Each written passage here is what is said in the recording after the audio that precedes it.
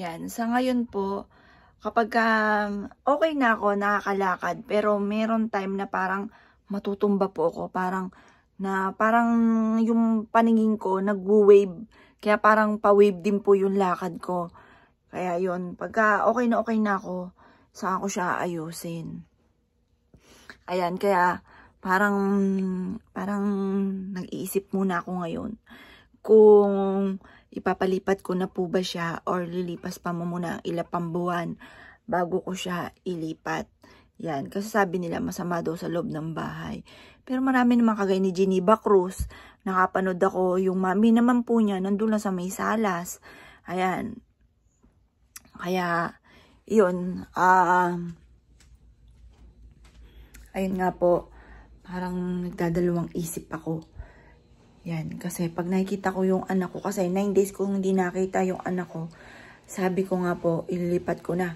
Pero nung nakita ko ngayon, parang nagdadalawang isip muna ako kung ililipat ko na talaga. Kasi parang gusto ko siya, masaya ako pag nakikita ko siya dito. Hindi ako natatakot. Pero yung iba, sila natatakot. Pero ito si Candy, yan. Yan po si Candy. Yan po yung utak ng silang dalawa ni Jovelyn ang magkaututang dila kapag magre-receive ng kung ano-ano. At saka maghuhulog sa mga GCash. Yan, si Candy ang nakakaalam po niyan. Kaya si Jovelyn hindi nagpaparamdam kay Candy. Kasi kawikaan, ito yung kanyang runner. Kaya hindi rin siya na matatakotin si Candy kasi hindi nagpaparamdam. Pero ako naman, kahit magparamdam si Jovelyn, hindi ako natatakot. Parang bigla ako nagdalawang isip na parang mapalayo sa akin si Jovelyn. Kasi pagka namimiss ko siya, lagi kong yayakagin si Joel at saka si Justin sa sementeryo kapag wala na dito si Jovelyn. Kaya parang nagdalawang isip ako kung ito ay ililipat ko na. Kasi parang pagka namimiss ko siya, makita ko lang ang pinakamaganda kong anak. Parang nawawala na yung, parang di ko kaya mga bossing ka na ito po ay mapupunta na siya sa columbarium. Yan. O anak, anak tuloy eh. Tita. Okay, hindi tita ko muna. Ayan, paano naman yung anak ha? Yan. Si Candy po dito ang pangkalahatan mga bossing. Yan. Pangkalahatan pagalitan. Pangkalahatan. Ayan. Ngayon po, okay, hindi makikira lang muna ha. At ipapasyal ko lang si Jovelyn. Jovelyn, anak. Eto, para may kasama ka dito. Nilagyan ko nga po ito ng pinto. Ayan, hindi ko na napakita sa inyo. After 9 days na ginawa ito, hindi ko na napakita. Tapos dito, parang medyo, may ano pala dito. Sabi ko, parang madilim dito. Meron palang ilaw. Di ko lang nabuksan. Ayan. Yan po yun. May ilaw naman. Ngayon, itutur ko lang yung anak ko doon sa kaganapan dito. Bagamat alam niya, pero ipapakita ko din sa kanya mga bossing. Yan. Ngayon ako po, Panginoon ko. Yan yung pinto. Yan na mga bossing. Yung pinto. Tapos, eto na. Punong-puno na po dito. Dito ko inilipat lahat mga bossing. Yan. Ngayon, hindi ko alam kung saan dito po pwesto sa pagla-live kasi apaw na apaw na. O, ito anak. Itutur lang kita anak. Ayan, tutur ko lang. Yan, ito po, anak, dyan ko nilagay yung kitchen. Yan. Tapos, dito yung mga metal. Ayan, punong-puno po kami. Dito po, yun sa online namin, sa loob ng bahay, mga bossing. Bukod syempre doon sa highway, doon sila nagla-live. Ngayon, nag-iisip pa ako dito ng pwesto ko na mauupuan kahit kapranggot. Yan. Tapos, dito yung mga kristal, ito yung mga angel, yung mga elephant. Ito isa sa mga pinaka-paborito ko. Ito mga bossing, mga berries. Alam niyo po ba yung mga berries na yan? Kasaganahan ang dulot. Ayan, magtitinda na agad ako. Nagbibideo pa lang pala ako mga bossing. Ayan, nagbibideo pa lang ako ngayon ng pang-upload. Ngayon, di po muna ako magtitinda. Pero kung may maiibigan kayo dyan, avail na po kayo. O, eto po.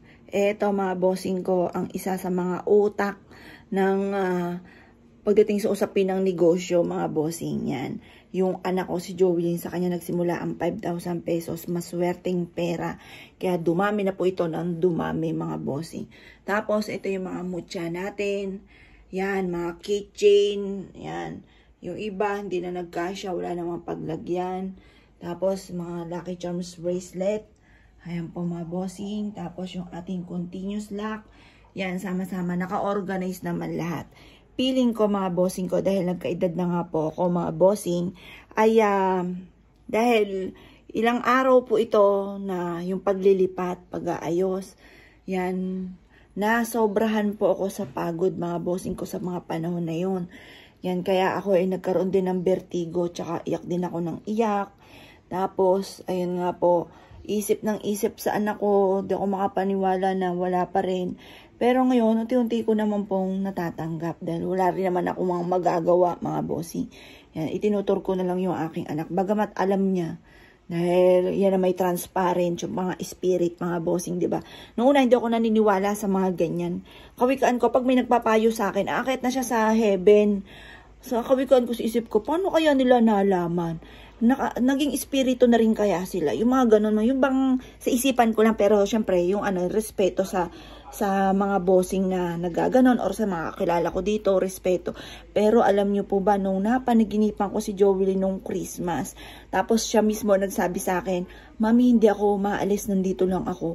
Doon talaga, naniwala talaga ako mga bossing ko na nandyan lang siya, yung may spirit talaga mga bossing. Kasi nga, nakausap ko po siya nung Christmas na sobrang saya ko, papasko niya po sa amin. Nakausap ko po siya mga bossing yan.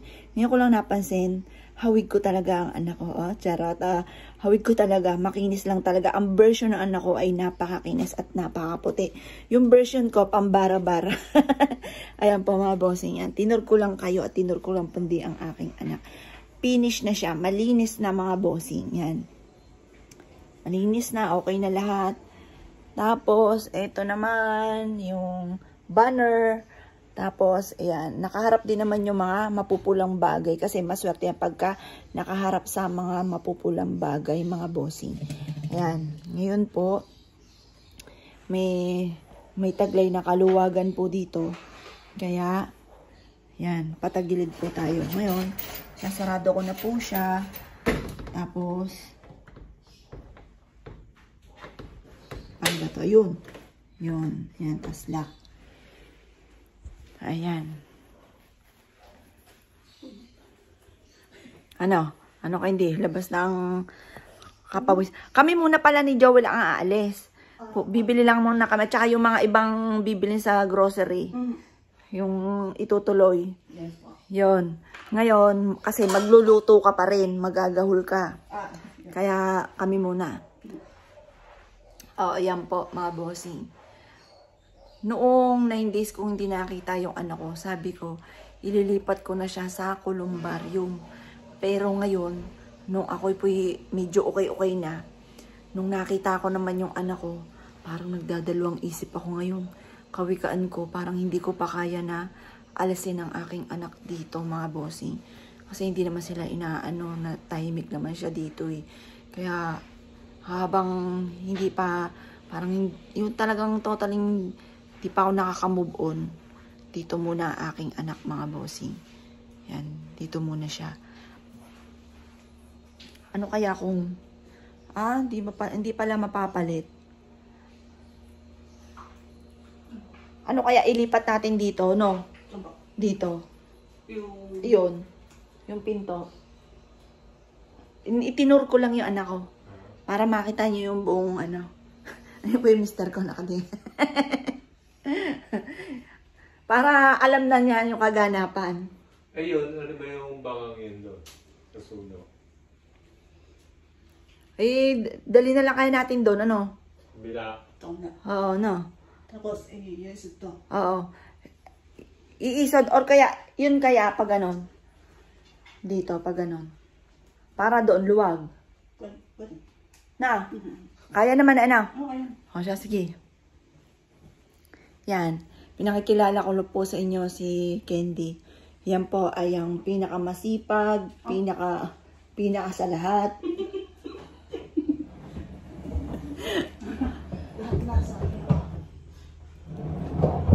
Yan, para ka nag-steam dito ang init. Tanggalin yung ulit bangang. Ah, anak, dito ka muna anak ha. Ayan. Okay, napakagandang anak. Diyan ka muna anak.